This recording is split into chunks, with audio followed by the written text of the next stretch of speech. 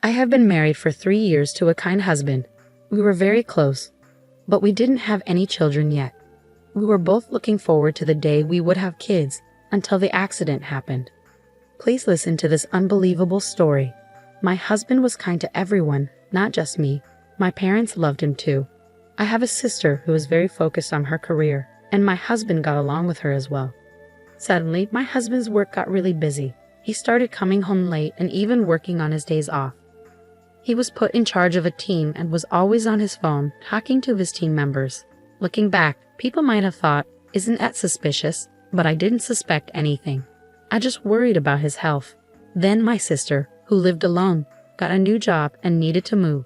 She wanted to buy new furniture, so I planned to take her shopping in my car. On the day we planned to go shopping, which was a Saturday, I got called into work by my boss.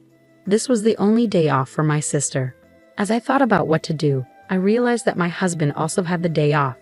My husband had been busy with work lately, but I decided to ask him to take my place.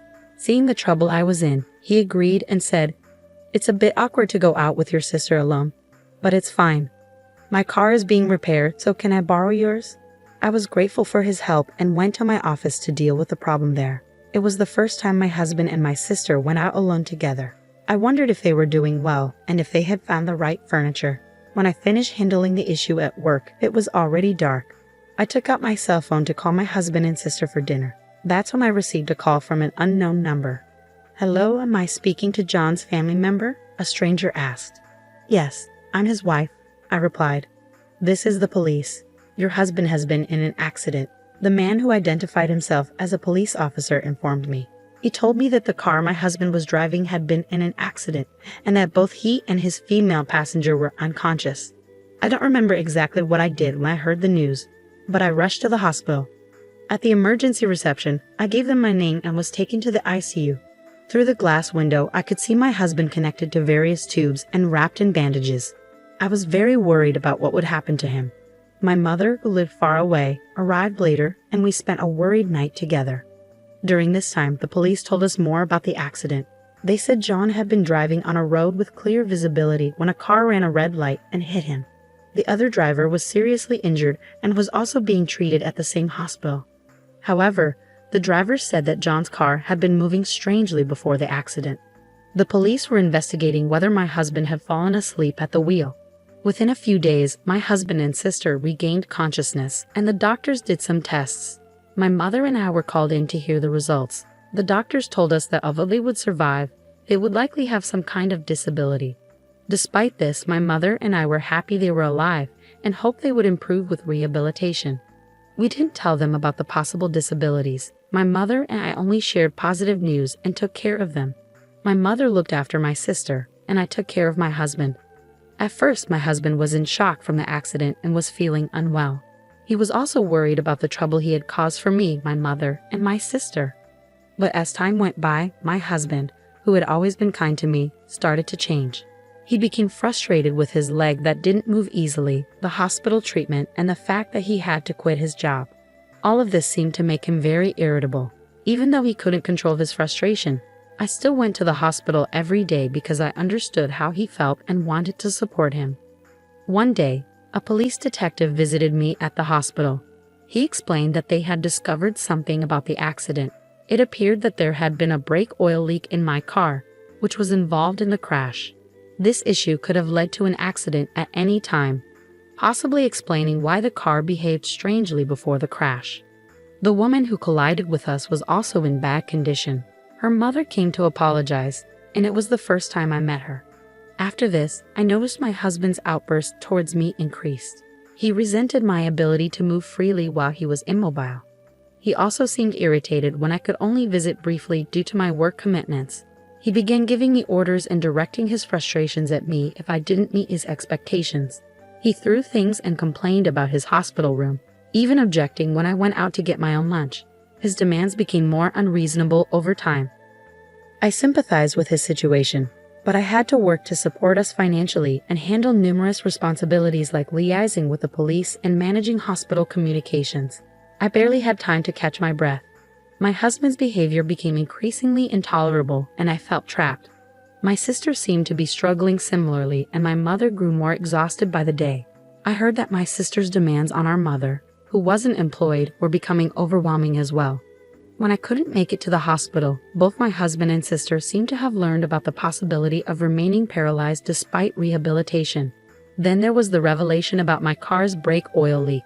My sister said, "Hey, I heard your car was leaking oil.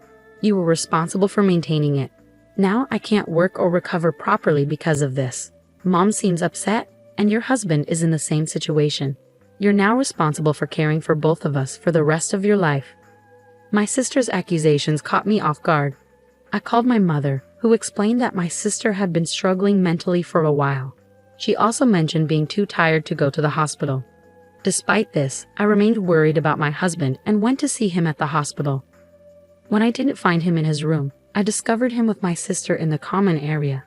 Visiting hours were almost over, and they were sitting together alone in the otherwise empty room. "Hey, I heard that if you had just taken the car in for inspection, none of this would have happened," my husband said, glaring at me. "Yeah, but you're the reason why your sister and I are in this mess," he continued. "The insurance will cover it, and now you're stuck taking care of us for the rest of our lives. Don't forget that." His words hit me hard, and something inside me snapped. "Since when did you two get so close?" I asked sharply. "What do you mean?" he replied defensively. "You don't visit that often, and your mom texted your sister to come over since we can't leave here, and we can't walk. What's wrong with me talking to your sister?" It felt like my husband and sister were teaming up against me. "Sure," I retorted sarcastically. "You guys hadn't seen each other for ages before the accident, right?" "What are you talking about? I'm talking about you taking care of us." "You know that," my husband said, brushing off my question.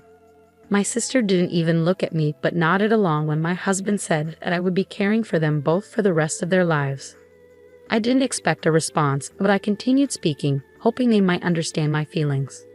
"I wonder if the person who hit your car is recovering now," I said. "How should I know? She crashed into us when the light was red. It's just unbelievable," my husband replied. "Yeah, it was terrifying. We definitely need to make sure we get compensation from her. And this happened right when I was about to get a promotion," my sister chimed in. If I didn't interrupt, they would just keep complaining, so I decided it was time to tell the truth. "There's something you both need to know," I began. "What is it?" my husband asked. "Firstly, I did have my car inspected before the accident," I revealed. "Did you? Then the dealership should be held accountable. They must have known about the brake oil leak," he responded.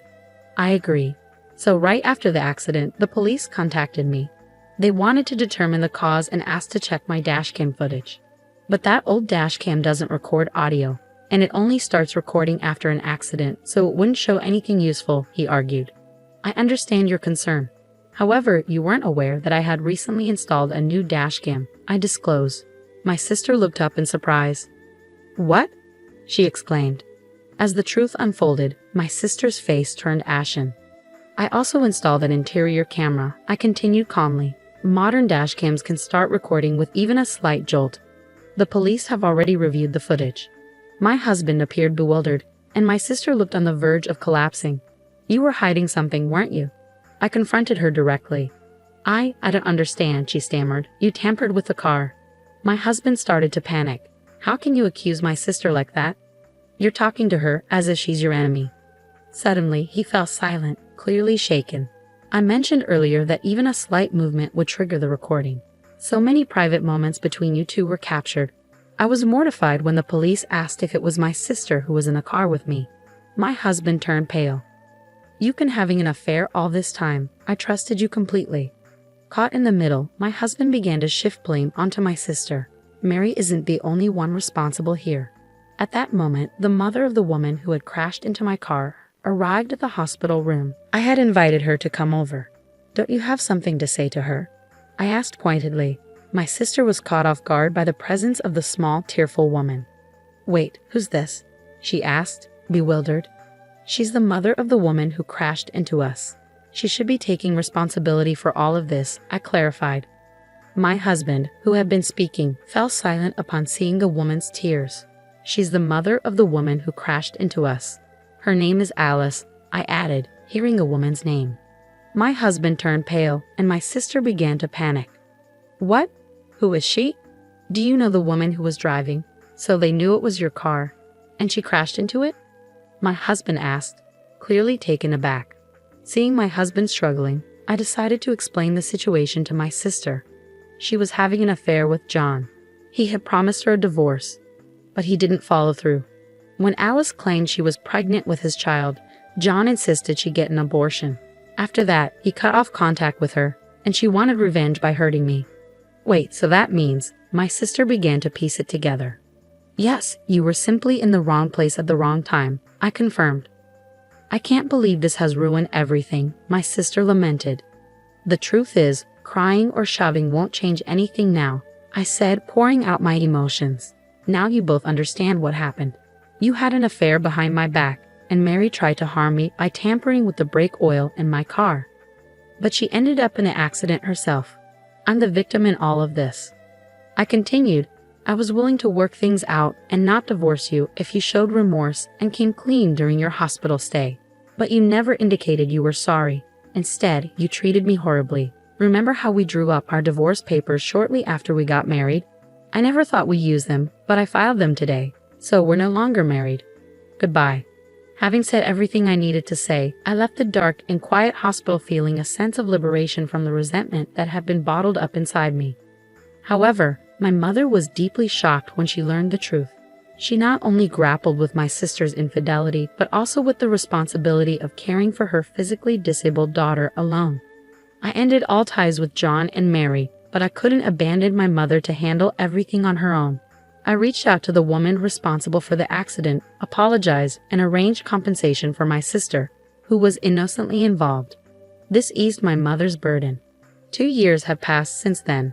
I am divorced from John and living independently. My close relationship with him had made our divorce surprising news for my colleagues. Subsequently, I noticed more men approaching me, perhaps because divorced women seemed appealing to them at that time. Despite this, thoughts of my ex-husband lingered, making it hard for me to consider dating again. Instead, I focused on advancing my career by studying for a certification exam and enrolling in an online business school after work. When I was married, I had never imagined pursuing such goals.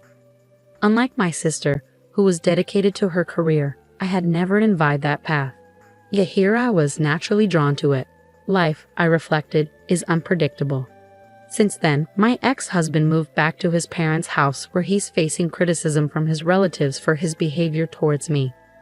His mental state has deteriorated, and there have been reports of violent outbursts causing trouble for those around him. Meanwhile, my sister also returned home but struggled with mental illness, displaying self-centered behavior. My mother, exhausted from everything, used my sister's savings and accident compensation to place her in a care facility. She consulted me beforehand, and I supported her decision. If I hadn't taken action back then, I might have been trapped in a life of servitude to both of them forever. It's something I never foresaw. I passed my certification exam as planned and was transferred to a department where my skills are put to good use. I developed a close relationship with a teacher from my online business school, and soon will be married. He's not just kind to everyone but incredibly caring towards me. When I come home late, he prepares dinner for us, a gesture that brings me immense happiness. As I shared these thoughts with the stars, I hurried home to the partner who awaited me.